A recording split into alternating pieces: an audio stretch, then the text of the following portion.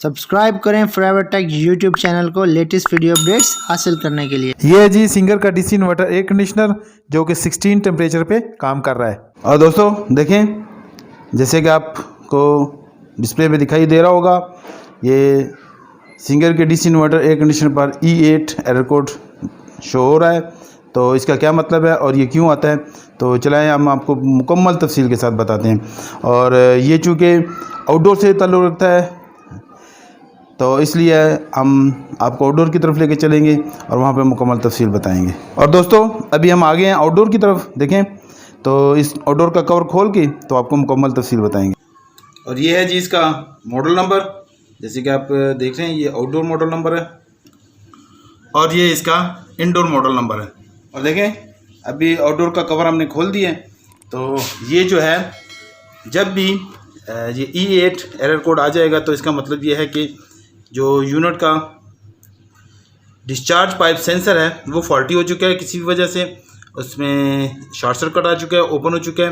तो देखें ये जो सिंगल वायर में आपको नज़र आ रहा है तो ये ही इसका डिस्चार्ज पाइप सेंसर है। मैं इसको निकाल देता हूँ। देखें तो ये इसमें लगा होता है, ये कनेक्टर में अगर ये वायर कट जाए टूट जाए तो फिर भी ये आपको E8 एरर ही देगा, शॉर्ट सर्किट हो जाए तो फिर भी देगा। इसके अलावा सर्किट में क्या मसला हो सकता है वो भी हम आपको बता देते हैं। तो मुकम्मल सर्किट खोल लेंगे इसमें से और आपको मुकम्मल डिस्क्रिप्शन देंगे, डेमोन्स्ट्रेशन देंगे कि ये इसकी क्या वजह हो सकती है।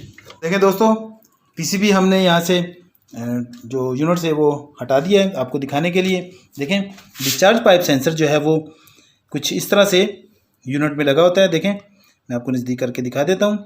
देखें ये जब कंप्रेसर से पाइप निकल रहा है तो उसके साथ ही ये डिस्चार्ज पाइप पे जो सेंसर है वो इंस्टॉल होता है।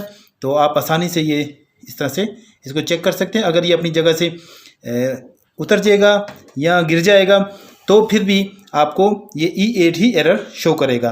तो इसलिए जब भी आप इस पे काम करें तो सबसे पहले इसको चेक करें ताकि आप आसानी से यूनिट को चेक कर सकें और उसको जो प्रॉब्लम है उसको फिक्स कर सकें।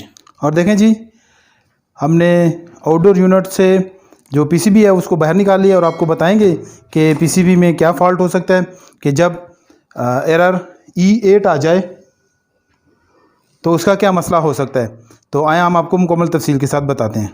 और दोस्तों देखें ये जो इसका कनेक्टर है, ये जो सिंगल कनेक्टर है, कनेक्टर नंबर CN2 OHT इस पर लिखा हुआ है, ठीक है। तो मैं आपको सीधा करके दिखा देता हूँ। देखें तो ये OHT सॉरी, तो कनेक्टर 2 जो है ये डिस्चार्ज पाइप सेंसर के लिए होता है। आए हम आपको दिखाते हैं कि आपने इसमें करना क्या होगा। तो दोस्तों इसके लिए आपको ये सारा सेटअप सेट करना होगा और आप जो है वो मल्टीमीटर ले लें, उसको DC वोल्टेज पे सेट कर लें और जहाँ पे सेंसर लगता है डिस्चार्ज पाइप सेंसर वहाँ पे जंपर वायर्स लगा लें और उनको प्रोब्स के साथ, मल्टीमीटर की प्रोब्स के साथ अटैच कर दें ताकि यहाँ पे हम वोल्टेजेस को चेक कर सकें। इसके अलावा रेक्टर इसके साथ फिट कर दें और रेक्टर पे हम ऑलरेडी वीडियो बना चुके हैं। अगर आपने ये वीडियो नहीं देखी है तो पहले वो देख लें ताकि आपको रेक्टर के बारे में आप जान सकें। तो दोस्तों ये सब कुछ सेट करने के बाद ठीक है, आप क्या करेंगे कि आपको यूनिट को इलेक्ट्रिक दे दें। देखें जैसे मैं अभी इलेक्ट्रिक दे दूंगा तो देखें इलेक्ट्रिक पास की। देखें तो यहाँ पे जो है PCB में 3.3 वोल्ट आने चाहिए।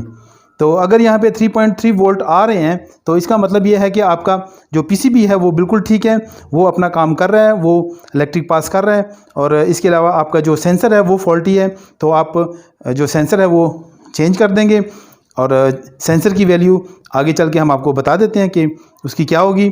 तो वो आप जब चेंज कर देंगे तो ये जो है आपका यूनिट बिल्कुल ठीक हो जाएगा और वर्किंग कंडीशन में वापस आ जाएंगे।